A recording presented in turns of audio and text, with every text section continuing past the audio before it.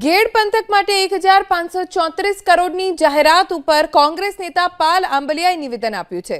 ગેડ વિસ્તાર માટે સરકાર મોડે જાગી હોવાનું પાલ આંબલિયાએ કહ્યું।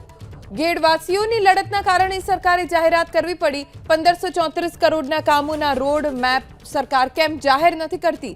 જે 139 કરોડના ટેન્ડર મંજૂર થયા તેનો અમલ ક્યારે? તેવો સવાલ પાલ આંબલિયાએ પૂછ્યો। ચોમાસા પહેલા તૂટેલી નદી રિપેર ન થાય તો 139 કરોડ પાણીમાં વહી જશે। જો ચોમાસા પહેલા નદીઓ રિપેર ન થાય તો ગેડ પંથક ફરી જળબંબાકાર થશે તેવી ભીતિ પણ તેમણે વ્યક્ત કરી।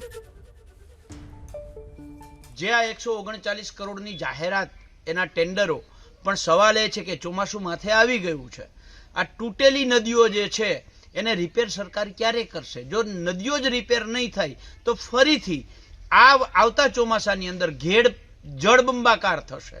જો નદીઓ રિપેર નહીં થાય તો ઘેડના ગામો સંપર્ક વિહોણા થશે। એટલે સરકારશ્રીને નમ્ર નિવેદન છે કે યુદ્ધના ધોરણે કામ લઈ અને આવનારા ચોમાસા પહેલાના દિવસો છે એ દિવસોમાં ઘેડની આ તમામ નદીઓ છે તૂટેલી છે એને પહેલા સાંધવામાં આવે અને ઘેડ વિકાસ સમિતિના સભ્યોને સાથે રાખી એમની સાથે પરામર્શ કરી અને જે કરવું ઘટતું હોય આ કરવું જોઈએ, આવી અમારી ગુજરાત કિસાન કોંગ્રેસની